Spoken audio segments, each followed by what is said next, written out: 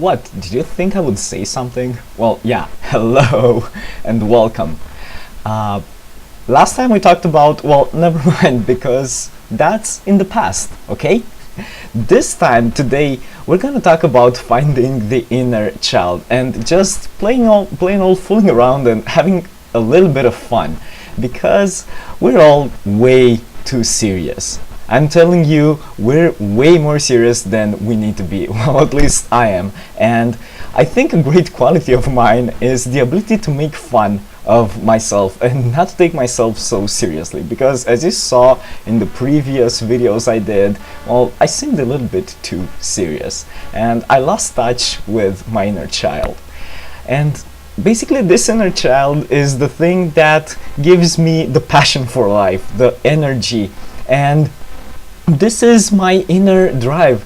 Because you know what, when you're a child, you just dream. You dream a lot, and for you those dreams are real. You don't make the difference between dreams and reality. And what happens? Well, you go for it. You go for it 100%. And just like by miracle, the universe corresponds to that vibration of yours, and mommy and daddy and all those other mature persons around just seem to give you by magic whatever it is you want.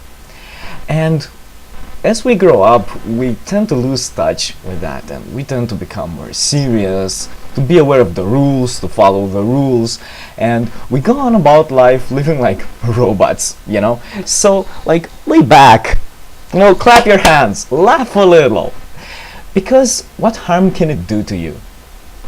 I'm telling you, it can't do any harm. And when you reestablish the link with your inner child, when you're not afraid to fool around, okay, do it in your private time, do it in your alone time. But when you do that, you'll find out that this is absolutely great, and maybe you will go and play some practical jokes, some innocent practical jokes on those dearest to you, because they take themselves way too seriously. And I don't want you to frown, be like, "Arr," you know, because that will just make you look angry, and it will actually decrease your face value. Get it? Face value. See? Higher face value, lower face value. So I'm not afraid of making a fool out of myself, and if I can do it, I tell you, I'm not better than you, so you can do it too. You know, just let your energies loose. Be yourself, find your inner child and try to express it. So many times we think that, oh, I shouldn't say this, I shouldn't do this, or this tale that seems so fun to me, well, I should be keeping this to myself, because what are the chances of the other person I'm speaking with will also like this? And you know what? Go ahead and try, because chances are that your story of lifetime will actually sound great to some other person. And I'm gonna become a little bit more technical right now. It seems that us humans have what are called mirror neurons, and what this allows us to do is be aware and resonate with what another person we are looking at is feeling even before he expresses that feeling. For example, did you ever have a best friend and you could actually predict his next word, or know exactly what he felt even before he managed to express that? And he said, yeah, that's just what I was about to say. We've all had that. Well, maybe not all of us, but many of us did. And I have a dear friend of mine, and we're always joking about how he intuits my words and how I intuit his words. We're both very childlike and very happy to see each other. We go and we just hug each other and laugh a lot. If you put me, him, and another person who's also funny and very childlike at a table, then the three of us just manage to make a hilarious atmosphere, and everyone around just bursts into laughter. Of course, laughing all by ourselves, I find that personally a little bit more difficult than laughing with another person, but it still can be done.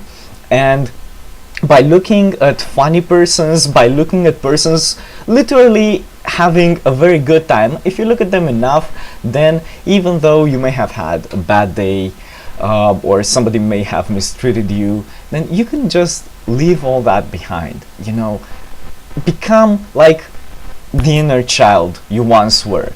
Bring a picture out of you being a child, and after you do that, try to reconnect with that person you were, because as a child you didn't know what resentment is. You were pure and you were innocent and you didn't know right from wrong. Everything just was. It was so simple, you know. You didn't get upset. Okay, maybe you cried, but that was an immediate cry because you had some need, and that was the only way for you to signal that you had that need. But you didn't worry, you weren't depressed, and you weren't afraid. You just went straight ahead, and you didn't know that the world could harm you. And guess what? It actually didn't. Because many a time we are so afraid of doing something that we get all tensed up and the thing comes out all wrong.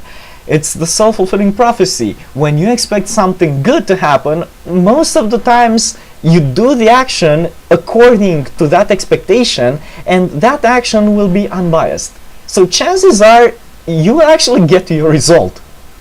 On the other hand, if you do things expecting that other people will be mean and they're only out for themselves and they're out to get you and you become like paranoid and stuff, well, guess what happens? Most of the time somebody will confirm your beliefs and you say, see, yeah, I knew it! People are bad, people are evil, god damn them! And you just go and become like very closed, and that's just not good, because you won't be giving 100% of yourself and you'll be constantly looking for danger out there. In fact, you can view the world as you wish, but it can be a source of pleasure and of enjoyment, and even in the darkest of times, you still have your inner child. You can still go to it and connect to it and just leave the past behind. By the way, go back if you didn't do that exercise of healing your past, and after you do that, you can actually reconnect to your inner child and playing all, have fun. Have fun. I think there's nothing more important, because what's the point of it all? If you can't even have basic fun, if you're always so responsible and so respectable and you just want to get your way and be respected and stuff, well, what's the point of all that if you can't even enjoy it? I'm telling you, when you enjoy life, life enjoys you, and what you love loves you. Sure, you may be more introverted, you may be more reserved, you may be more keeping it to yourself, but generally speaking, children, okay, some of them are more shy, but generally speaking, children are bursting with energy and they just want to go and hug you and express, you know, their joy and their passion, and they don't know about you judging them. And you could do that too, because people will love what you have to say. Some people may not, but I guarantee you there are people out there who will just love your childish enthusiasm. And I'm not saying be like this all the time and become irresponsible. No, but you can put a healthy dose of enthusiasm and of non-judgment, just like the child does, whenever it is you feel down and out, whenever you feel stuck. You know, just wash and become a child. It's like a new baptism. It's like being reborn. Go out there, fall in love, bring new passion into your relationship, and if you have a loved one, well, I don't know, just do something nice for the child in her. Bring her some sweets.